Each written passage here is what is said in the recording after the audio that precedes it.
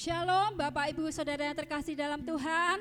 Shalom. Selamat sore, selamat bertemu lagi dalam kasih Tuhan kita Yesus Kristus.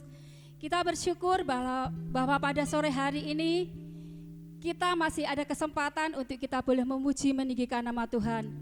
Sebelumnya mari kita tundukkan hati kita mau datang kepada Tuhan.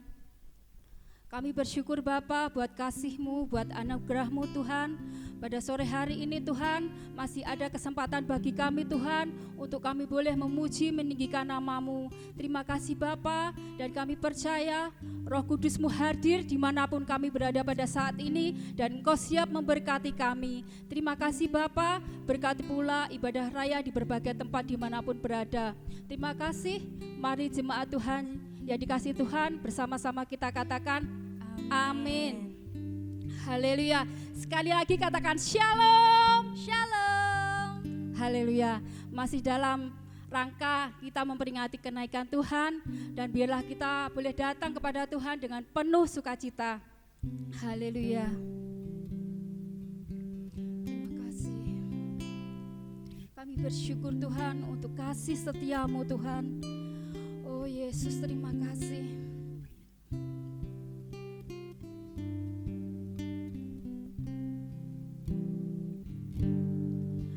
Ku bersyukur buat kasih-Mu menyelamatkan hidupku.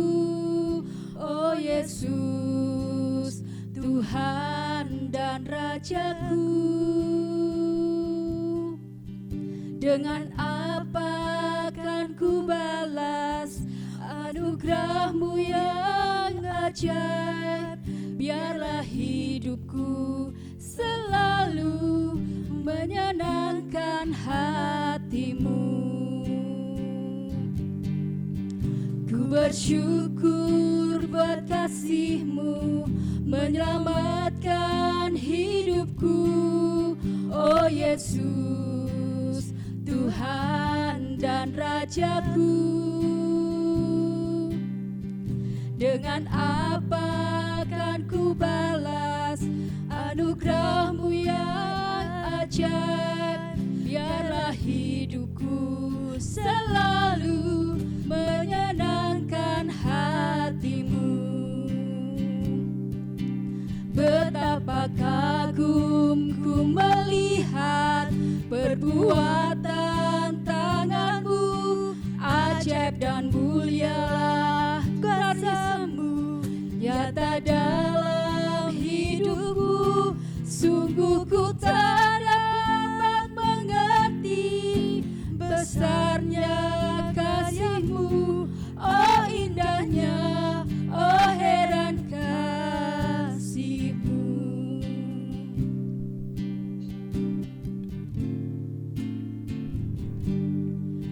Ku bersyukur buat kasih-Mu menyelamatkan hidupku.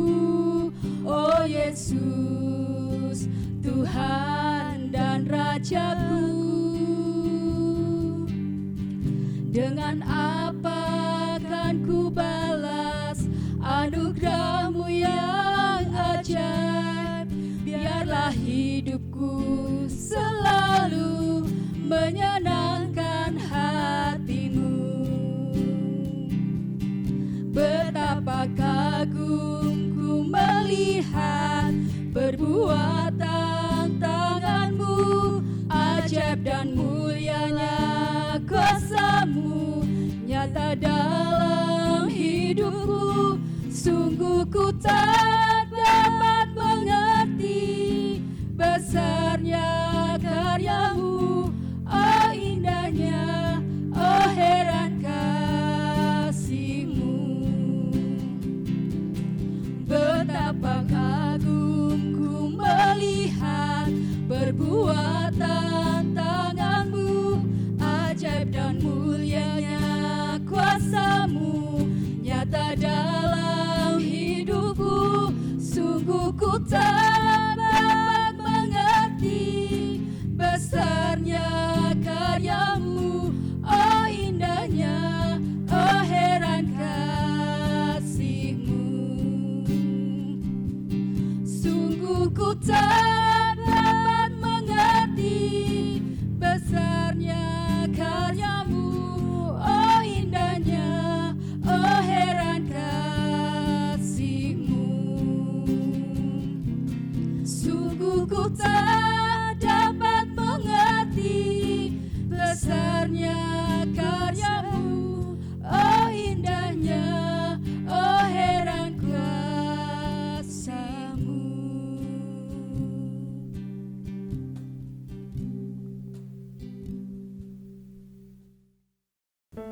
Selamat sore Bapak Ibu Saudara sekalian, jemaat Tuhan yang dipedulikan dan dikasihi Tuhan.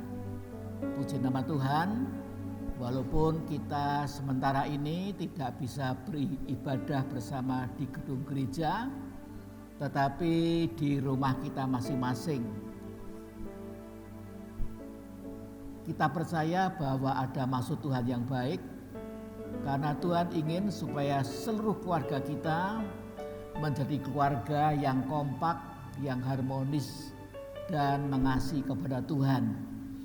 Dan biarlah ibadah keluarga seperti ini terus dapat dilanjutkan, walaupun nanti suatu saat kita bisa beribadah lagi di gedung gereja, tapi ibadah keluarga seperti ini sangat indah di hadapan Tuhan. Firman Allah mengatakan, 2 atau 3 orang berkumpul dan sehati serta memuliakan nama Yesus, maka Tuhan Yesus hadir di tengah-tengahnya, hadir di tengah keluarga kita. Mari saudara sekalian, kita satukan hati kita fokus kepada firman Tuhan. Mari kita lebih dulu akan sediakan hati kita berdoa. Bapa yang di surga, Tuhan Yesus Kristus, terima kasih ya Tuhan, kalau pada sore hari ini kami sekeluarga dapat berkumpul bersama-sama, beribadah secara online. Kami percaya Tuhan hadir di tengah-tengah keluarga kami. Tolong ya Tuhan, satukan hati dan jiwa kami, supaya kami pada sore hari ini hanya mengagungkan nama di atas segala nama, yaitu nama Tuhan Yesus Kristus. Kami percaya Tuhan hadir, bahkan para malaikat Allah juga hadir menjaga ibadah kami ini ya Tuhan. Dan Tuhan menjamah setiap kami lewat firman-Mu, dan supaya firman Allah yang kami dengar pada sore hari ini dapat kami terima secara maksimal. Segala macam roh-roh kegelapan yang coba mengganggu, mengacau, kami usirkan di dalam nama Yesus Kristus. Terima kasih Bapa. Kami berdoa dan mengucapkan syukur. Haleluya, amin. Puji nama Tuhan. Saya masih melanjutkan firman Allah yang saya sampaikan pada minggu-minggu yang lalu, yaitu merindukan kebangkitan yang pertama. Ya, kebangkitan yang pertama adalah kebangkitan anak-anak Tuhan yang telah meninggal di dalam Tuhan Yesus Kristus. Ya, pada waktu penghulu malaikat membunyikan sangkakalanya, maka Tuhan akan turun dari surga dan orang-orang yang meninggal dunia dalam Kristus akan dibangkitkan lebih dahulu dengan mengenakan tubuh kemuliaan. Dan kita yang hidup pada saat itu, kita akan diubahkan dalam sekejap mata. Tubuh kita akan diubahkan menjadi tubuh yang mulia, dan bersama-sama saudara kita yang telah dibangkitkan tadi akan menyongsong Tuhan di angkasa. Puji Tuhan. Ya, dalam Ibrani 11 ayat yang ke-35, ya Ibrani 11 ayat yang ke-35, di sana dikatakan, ya, ibu-ibu telah menerima kembali orang-orangnya yang telah mati, sebab dibangkitkan. Tetapi orang-orang lain membiarkan dirinya disiksa dan tidak mau menerima pembebasan, supaya mereka beroleh kebangkitan yang lebih baik. Supaya mereka beroleh kebangkitan yang lebih baik. Ya, kalau kita membaca Ibrani 11 ini, maka kita dapat membaca bahwa banyak orang-orang kudus yang mengalami pertolongan Tuhan, mujizat-mujizat Tuhan, dan bahkan ada ibu-ibu yang anaknya meninggal tetapi telah dibangkitkan oleh Tuhan. Tetapi ada orang-orang kudus yang membiarkan dirinya disiksa dan tidak mau menerima pembebasan. Kalau yang lainnya itu mengalami pertolongan Tuhan dari penderitaannya, tapi ada yang membiarkan dirinya mengalami penderitaan. Ya, mereka tidak mau menerima pembebasan.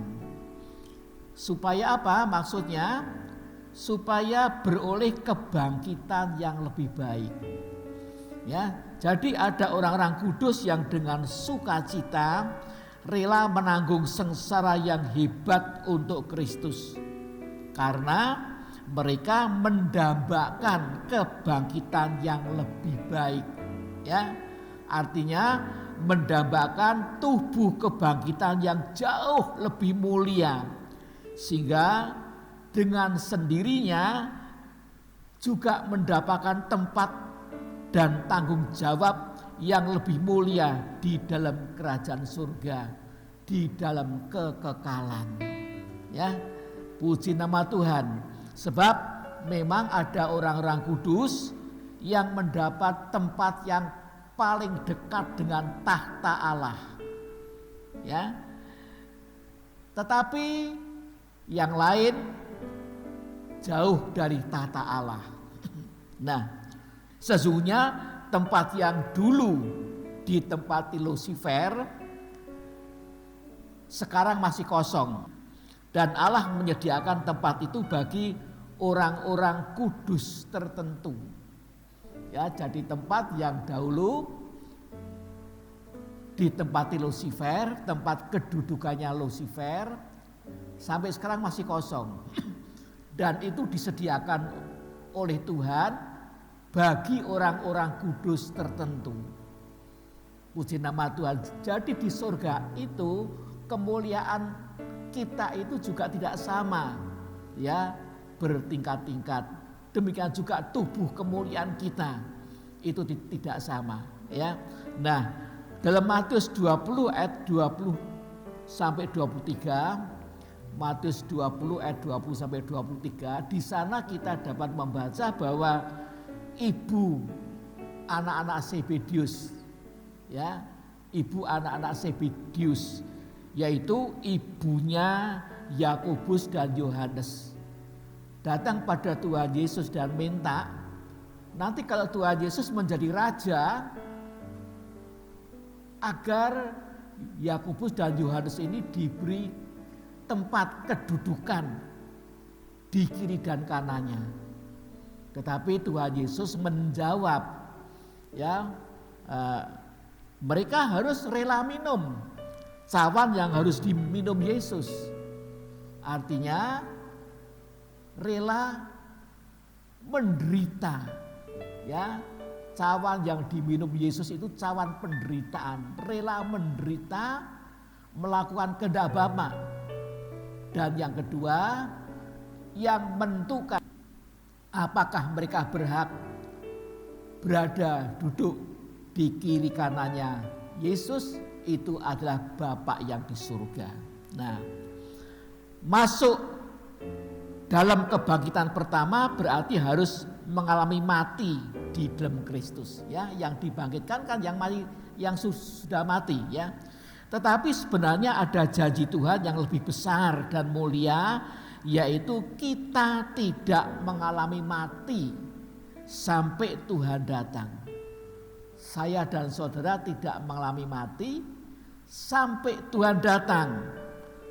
Ya, pada saat itu tubuh kita akan diubahkan dalam sekejap menjadi serupa dengan tubuhnya yang mulia, serupa dengan tubuh kemuliaan yang dipakai oleh Tuhan Yesus yang mulia.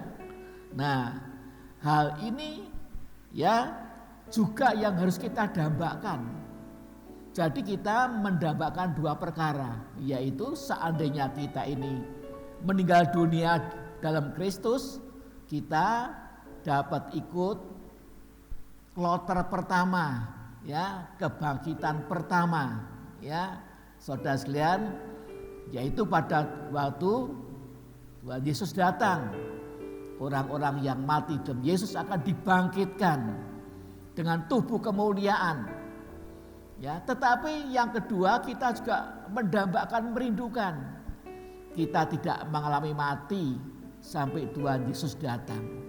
Nah, kalau kita tidak melalui mati sampai Yesus datang dan kita hidup dalam kekudusan, ya, kita mengalami pembaruan terus, maka pada waktu itu Roh Kudus akan mengubahkan tubuh kita sekejap mata menjadi tubuh kemuliaan untuk menyongsong Tuhan di angkasa. Ya, mengapa demikian? Sebab daging dan darah tidak bisa dibawa masuk ke dalam kerajaan surga. Tubuh kita harus diubahkan lebih dulu menjadi tubuh rohani, tubuh surgawi atau tubuh kemuliaan yang kekal. Nah, inilah yang harus kita juga rindukan. Dalam Filipi 3 ayat yang ke-20 dan 21 di sana mengatakan, Filipi pasal 3 ayat 20 dan 21. Karena kewargaan kita adalah di dalam surga. Ya, karena kewargaan kita adalah di dalam surga. Dan dari situ juga kita menantikan Tuhan Yesus Kristus sebagai juru selamat yang akan mengubah tubuh kita yang hina ini sehingga serupa dengan tubuhnya yang mulia menurut kuasanya yang dapat menaklukkan segala sesuatu kepada dirinya. Ya, puji nama Tuhan. Jadi, ya, kalau kita merindukan agar mengalami yaitu mukjizat yang terbesar, yaitu tubuh kita diubahkan sekejap menjadi sama dengan tubuh yang dikenakan Yesus, tubuh surgawi, tubuh kemuliaan, maka sejak sekarang ini kita harus sudah jelas menjadi warga dari kerajaan surga. Ya, hanya orang-orang yang telah dilahirkan baru oleh Roh Kudus dan kuasa firman, merekalah yang bisa menjadi warga kerajaan surga atau kerajaan Allah. Dan dari posisi itu kita menantikan kedatangan Tuhan Yesus Kristus. Ya, yang akan mengubah tubuh kita yang hina ini sehingga sama dengan tubuhnya yang mulia. Dalam 1 Korintus 15 ayat 51 dan 52. 1 Korintus 15 ayat yang ke-51 dan 52, Rasul Paulus menuliskan sebagai berikut. Sesungguhnya aku menyatakan kepadamu suatu rahasia. Ya. Nah, ini sebenarnya rahasia, tapi dibuka oleh Paulus. Apa itu rahasia itu? Kita tidak akan mati semuanya, tetapi kita semuanya akan diubah dalam sekejap mata pada waktu bunyi nafiri terakhir. Ya, kita tidak akan mati semuanya, tetapi kita semuanya akan diubah dalam sekejap mata pada waktu bunyi nafiri terakhir. Sebab nafiri akan berbunyi dan orang-orang mati akan dibangkitkan. Ya, orang-orang yang mati dalam Kristus akan dibangkitkan dalam keadaan yang tidak dapat binasa. Dibangkitkan dengan tubuh kemuliaan yang tidak dapat binasa, dan kita semua akan diubah. Kita semua akan diubah. Yang mati pun ketika dibangkitkan, mereka diubah dengan tubuh kemuliaan. Yang masih hidup juga akan diubah dalam sekejap mata. Nah, di sini sebenarnya Rasul Paulus sedang menubuatkan, yaitu ketika hujan akhir Roh Kudus dicurahkan. Ya, Roh Kudus akan dicurahkan, akan terjadi hujan akhir di seluruh dunia ini. Akan terjadi kegerakan Roh Kudus secara global. Akan terbentuk gereja hujan akhir secara global. Dan yang tergabung dalam gereja hujan akhir inilah yang nanti ketika Yesus datang semuanya akan diubahkan dalam sekejap, tidak mengalami mati. Gereja hujan akhir, ya, anggota-anggota tubuh Kristus yang tergabung dalam kegerakan hujan akhir tidak akan mengalami mati, dan ketika Yesus datang semua akan diubahkan dalam sekejap. Nah, ya, gereja hujan akhir akan mengalami rapture atau pengangkatan. Nah, jadi hal seperti inilah yang harus menjadi sasaran kita sebagai orang Kristen. Ya, banyak orang Kristen itu tidak punya sasaran yang jelas. Nah, dalam 1 Tesalonika 4 ayat yang ke-16 dan 17 di sana dikatakan, 1 Tesalonika 4 ayat yang ke-16 dan 17, ya. Sebab pada waktu tanda diberi, yaitu pada waktu penghulu malaikat berseru dan sangkakala Allah berbunyi, maka Tuhan sendiri akan turun dari surga, dan mereka yang mati dalam Kristus akan lebih dahulu bangkit. Sesudah itu kita yang hidup, yang masih tinggal, akan diangkat bersama-sama dengan mereka dalam awan menyongsong Tuhan di angkasa. Demikianlah kita akan selama-lamanya bersama-sama dengan Tuhan. Ya, kalau kita sebagai orang Kristen ya tidak punya kerinduan hal ini, maka kita akan tertinggal. Ya, kita mungkin masih hidup sampai Yesus datang. Tapi kalau kita tidak punya kerinduan dan tidak mempersiapkan diri sejak sekarang, ya, pada waktu itu kita masih hidup, tetapi kita akan tertinggal dan kita akan masuk ke dalam 7 tahun sengsara yang besar, ya, satu sengsara yang belum pernah terjadi sejak manusia diciptakan, ya. Sebab itu ini penting sekali, ya. Sebagai anak Tuhan kita harus punya tujuan yang jelas sesuai dengan rencana Tuhan. Nah, untuk itu ada prasyaratnya. Yang pertama, ini sudah saya sampaikan ya minggu yang lalu. Prasyarat pertama, mengenal Tuhan sehingga menerima sifat-sifatnya. Ya, kita harus mengenal Tuhan sehingga kita menerima sifat-sifat Tuhan. Ya, atau kodrat ilahi, pikiran dan perasaan Kristus, sehingga menjadi manusia baru yang terus-menerus diperbarui untuk menjadi serupa dengan Kristus. Ya, jadi ini syarat yang pertama.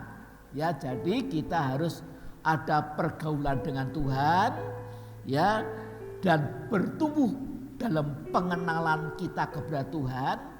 Dan dampak yang terbesar dari pengenalan kita kepada Tuhan yaitu kita memiliki pikiran dan perasaan Tuhan. Ya, pikiran dan perasaan Tuhan itu menjadi pikiran dan perasaan kita, dan kita kemudian juga menerima sifat-sifat Tuhan, kodrat Tuhan. Ya, sifat Allah itu diimpartasikan dalam diri kita oleh kuasa Roh Kudus dan firman Tuhan. Itu syarat yang pertama, ya. Sudah saya sampaikan ini, ya. Prasyarat yang kedua, mengenal kuasa kebangkitannya. Ya, jadi bukan hanya kita ini tahu Yesus sudah bangkit, ya, tetapi kita harus mengenal dan mengalami kuasa kebangkitannya. Nah, jadi prasyarat ini sesungguhnya untuk dua hal. Prasyarat ini untuk dua hal. Yang pertama, untuk kita mengalami kebangkitan pertama. Seandainya kita meninggal dunia sebelum Yesus datang, kita sudah yakin pasti aku akan dibangkitkan dalam kebangkitan pertama. Jadi ini juga persiapan kita untuk kalau kita mati loh, ya. Kita kan tidak tahu kapan mati. Ya toh, tidak tahu. Nah, ini harus kita ada persiapan supaya kapan saja kita mati, kita nanti akan dibangkitkan dalam kebangkitan pertama. Yang kedua, ya, ini persiapan untuk mengalami rapture atau pengangkatan. Ya, banyak orang-orang Kristen itu yang kalau mendengar berita tentang rapture, ya, sepertinya itu nyinyir. Ya, saudara sekalian, ya, mengabaikan, menertawakan, padahal ini satu hal yang paling penting, sebab tanda-tanda zaman menunjukkan kedatangan Tuhan memang sudah di ambang pintu. Mengalami kuasa kebangkitannya, ya, mengalami kuasa kebangkitan Kristus ini seharusnya sudah kita alami sejak kita dibaptiskan air. Ya, sebenarnya mengalami kuasa kebangkitan Kristus itu sudah harus kita alami sejak kita dibaptiskan air. Jika kita melakukan baptisan air itu dengan pengertian yang benar dan iman.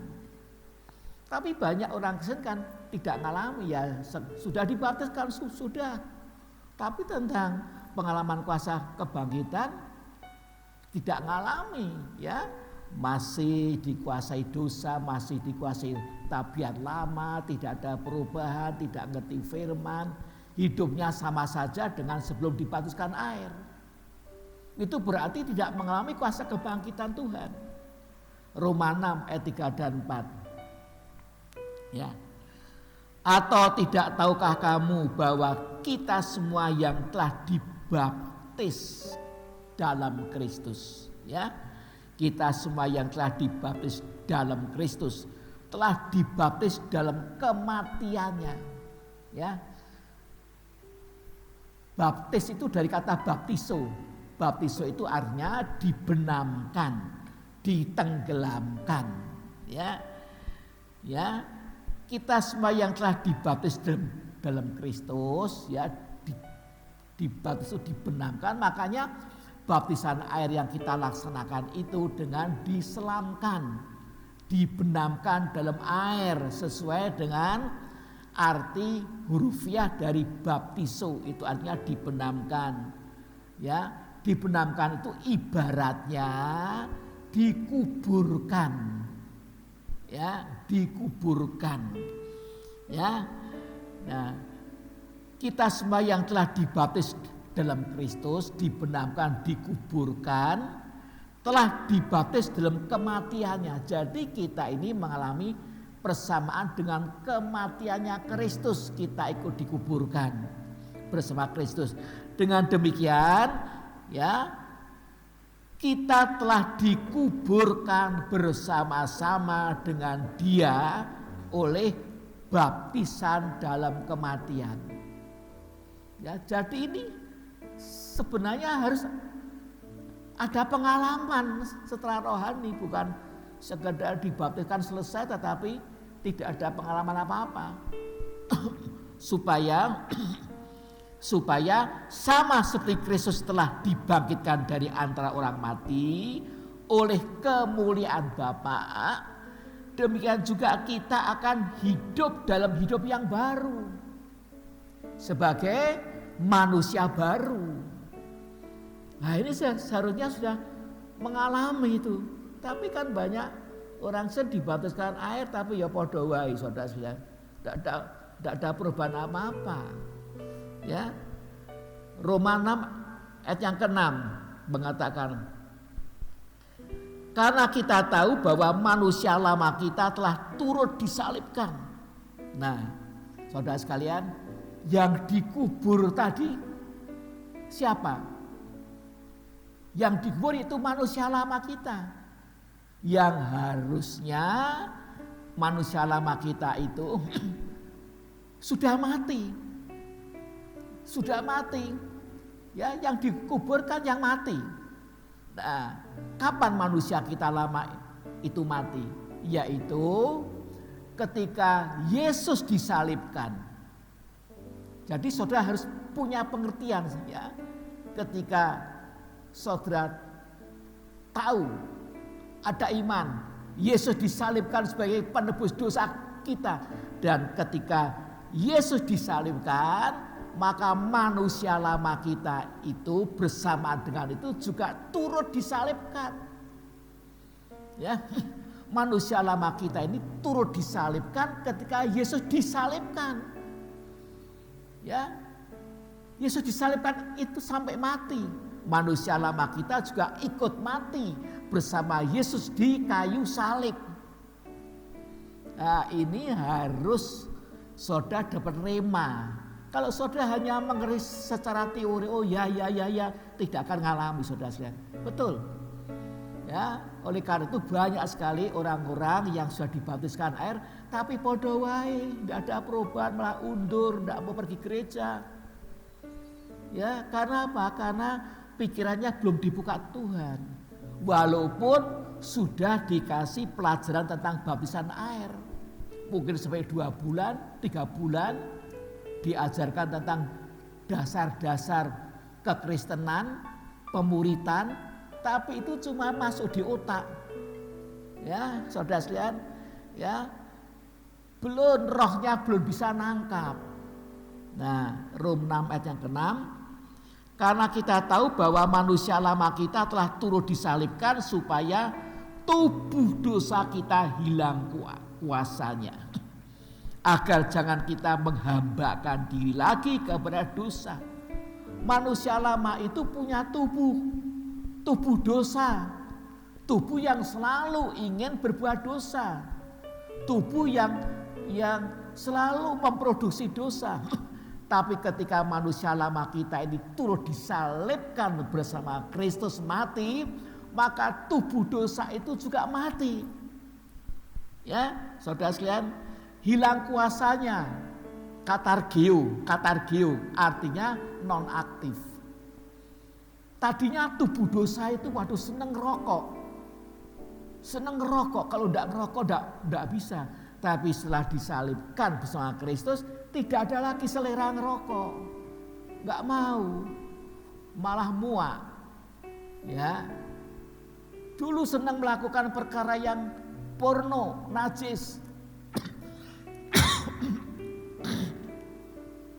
Setelah tubuh dosa itu disalibkan bersama Kristus, hilang kuasanya. Tidak lagi, ya, tertarik terhadap perkara-perkara yang najis, yang porno. Nah, saudara sekalian, ya, jadi sebenarnya dalam baptisan air itu ada kuasa yang heran. Ya. Nah, ketika Yesus disalibkan, maka bersamaan dengan itu manusia lama kita turut disalibkan, mati. Dengan demikian tubuh dosa kita juga mati, hilang kuasanya. Manusia lama yang telah mati ini kemudian turut dikuburkan bersama Yesus yang telah mati disalibkan itu ke dalam baptisan air. Dibaptiskan itu ibaratnya manusia lama kita dikuburkan. Ya, maka baptisan yang kita lakukan dengan cara diselamkan, dibenamkan dalam air, itu ibaratnya dikuburkan. Roma 6 ayat yang kelima. Roma 6 ayat yang kelima. Sebab jika kita telah menjadi satu dengan apa yang sama dengan kematiannya, ya. Sebab jika kita telah menjadi satu dengan apa yang sama dengan kematiannya Yesus, kita juga akan menjadi satu dengan apa yang sama dengan kebangkitannya. Ya. Kita juga akan menjadi satu dengan apa yang sama dengan kebangkitannya. Otomatis, saudara-saudara, otomatis. Ya, ini pekerjaan Allah yang luar biasa, ini kuasa Allah yang luar biasa. Tapi banyak orang seringkali tidak mengalami ini, saudara. Tidak mengalami karena apa? Karena masuk baptisan air hanya dengan begitu saja. Tidak ada kerinduan untuk betul-betul nanti berubah, untuk mengerti firman. Ya, Efesus, ya, kemuliaan Bapa membangkitkan Yesus. Ya, di dalam Rom 6 tadi ayat yang keempat kan disebutkan, ya, Kristus telah dibangkitkan dari antara orang mati oleh kemuliaan Bapa. Jadi siapa yang membangkitkan Yesus dari kematian? Kemuliaan Bapa, kuasa Bapa yang penuh kemuliaan. Lah demikian juga kita, ya, yang dibaptiskan air itu, ya, setelah manusia lama dikuburkan, kita akan dibangkitkan menjadi manusia baru. Oleh siapa? Oleh kemuliaan Allah, kemuliaan Bapa. Ini perkara yang amat penting. Kalau kita tidak mengalami ini sampai kapanpun, ya tidak akan bisa mengerti tentang kuasa kebangkitan Kristus, tidak akan bisa mengalami. Ya. Kemuliaan Bapa membangkitkan Yesus, demikian pula dengan kita dibangkitkan oleh kemuliaan Bapa sehingga kita menjadi manusia baru. Manusia baru. Ya, jadi saudara sekalian yang sudah dibaptiskan air, ya saudara self koreksi bagaimana, ya. Dulu bagaimana waktu dibaptiskan air, sekarang bagaimana, hasilnya apa? Itu loh, ya saudara sekalian. Efesus 1 ayat 19 dan 20. Efesus 1 ayat 19 dan 20, ya. Dan betapa hebat kuasanya, ya.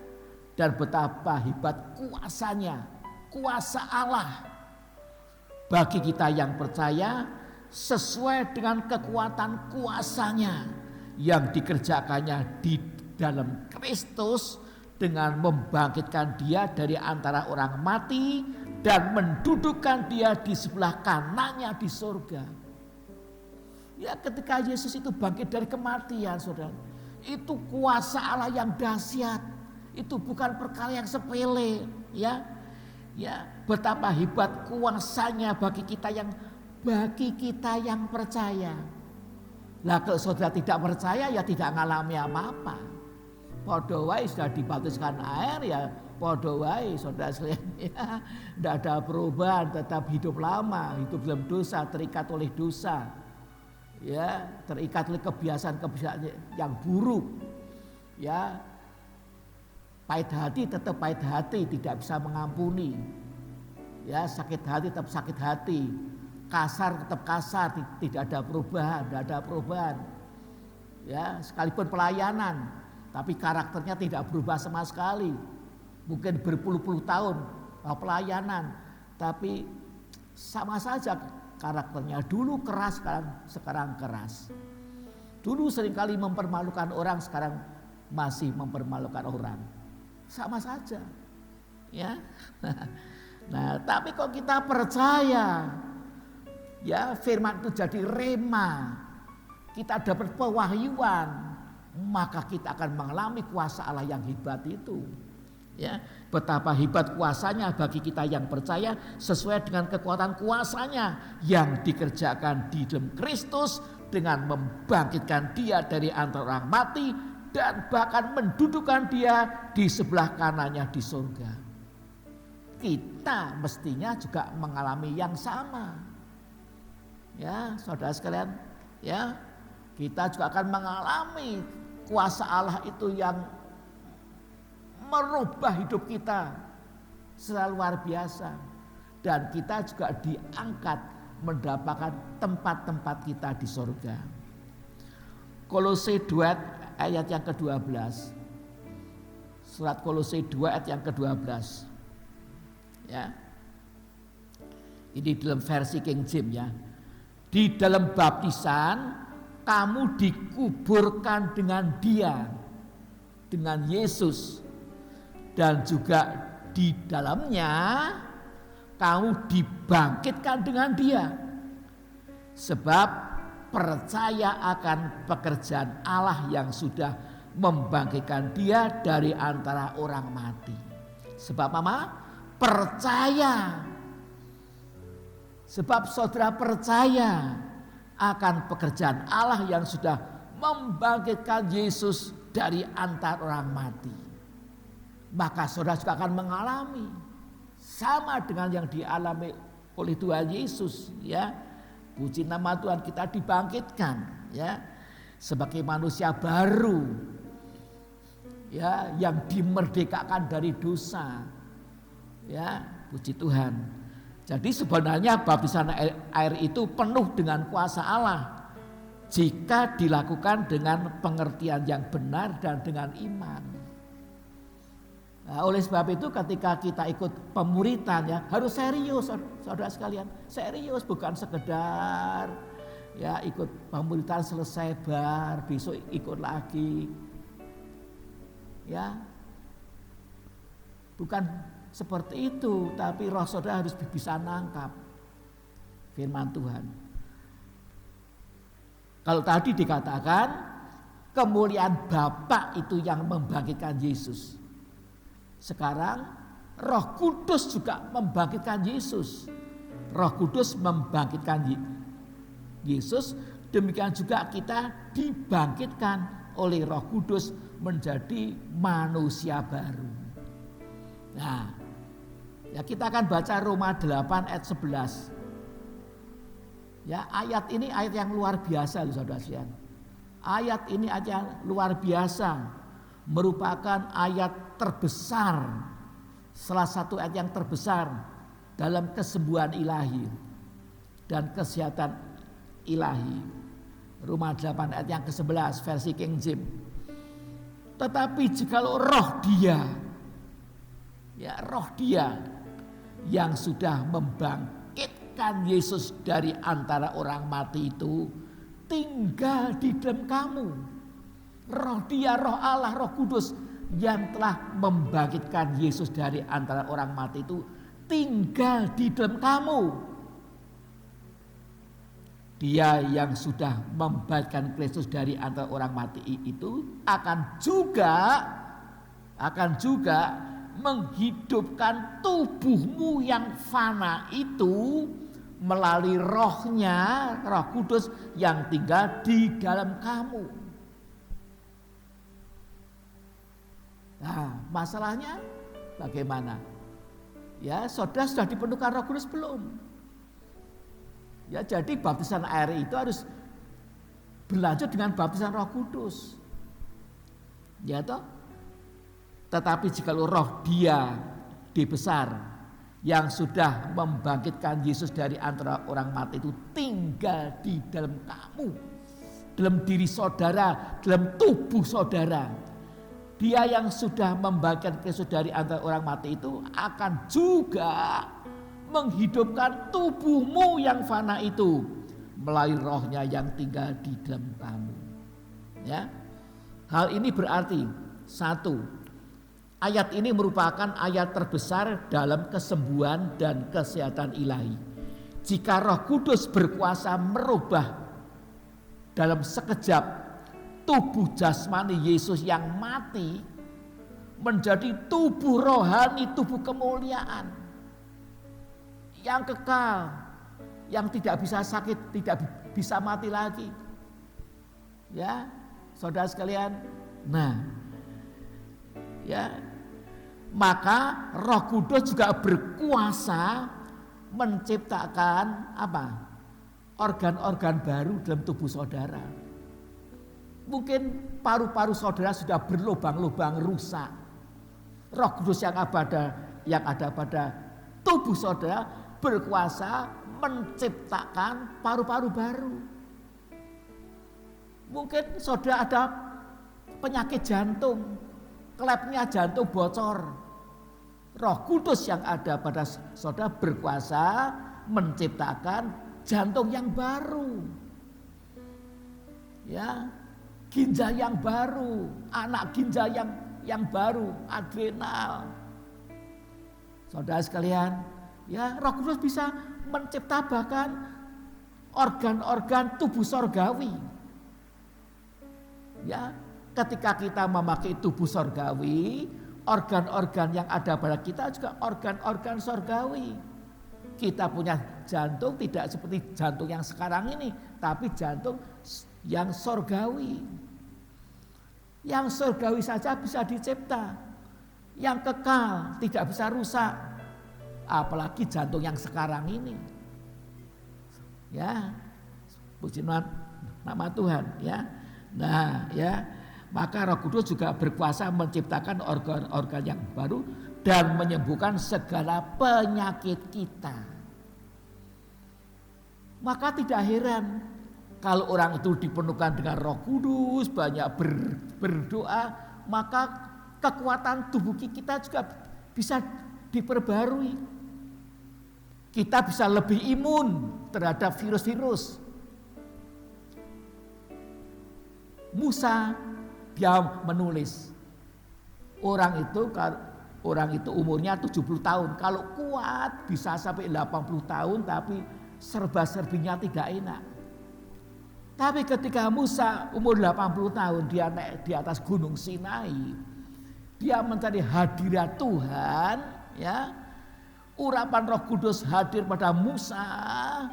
Saudara sekalian, maka Musa itu sudah umur 80 tahun, masih kuat hidup sampai 120 tahun tanpa kacamata. Masih bisa naik gunung Nebo waktu umur 120 tahun, masih sehat kuat. Matanya masih bisa memandang dengan jelas. Dari atas gunung Nebo dia bisa memandang tanah perjanjian yang indah. Ya. Jadi manusia hidup memang bukan hanya oleh roti, oleh obat, tapi oleh setiap firman yang dari mulutnya Allah. Maka belajarlah menghargai firman Tuhan. Paling celaka orang Kristen itu kalau sudah tidak ada penghargaan pada firman Tuhan. Yang kedua, Roh Kudus berkuasa membangkitkan kita menjadi manusia baru yang berkemenangan atas dosa dan mampu melakukan kehendak Bapa. Kita diciptakan Tuhan di dunia ini kan untuk melakukan kehendak Bapa. Karena Tuhan mau pakai kita. Karena Tuhan akan memakai kita sebagai rekan kerjanya. Untuk apa? Untuk melaksanakan rancangan-rancangan Bapa atas dunia ini. Ya. Puji nama Tuhan. Jadi yang kedua, Roh Kudus berkuasa membangkitkan kita menjadi manusia baru yang berkemenangan atas dosa dan mampu melakukan kehendak Bapa. Yang ketiga, pada puncaknya ketika Yesus datang kembali, pada puncaknya ketika Tuhan Yesus datang kembali, maka Roh Kudus akan bekerja. Ya, Roh Kudus dengan kuasanya. Yang pertama, membangkitkan orang-orang yang mati di dalam Kristus. Serentak itu di seluruh dunia. Entah berapa miliar, saya tidak tahu. Serentak terjadi kebangkitan orang-orang mati, orang-orang kudus. Serentak. Ya. Dan yang kedua, mengubahkan dalam sekejap tubuh orang-orang kudus yang masih hidup menjadi tubuh kemuliaan yang kekal untuk menyongsong Tuhan di angkasa. Ya. Ya, jadi mengenal kuasa kebangkitan Kristus adalah proses seumur hidup kita ketika kita mengalami berbagai ujian dan penderitaan karena hidup dalam rancangannya. Jadi mengenal kebangkitan Kristus ini bukan hanya sekali dulu waktu di Batu Sanel, tapi dalam proses hidup kita ini, ya, mengenal kuasa kebangkitannya, ya, terus bertambah-tambah sampai apa? Kita pada klimaksnya mencapai kesempurnaan pada waktu Tuhan datang. Di nama Tuhan, ya. Mari kita menyanyikan sebuah nyanyian, ya, puji Tuhan. Ya.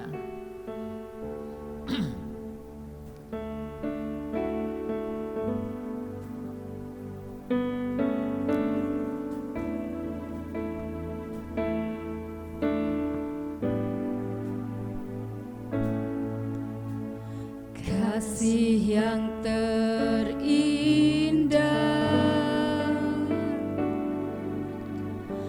hati yang mulia,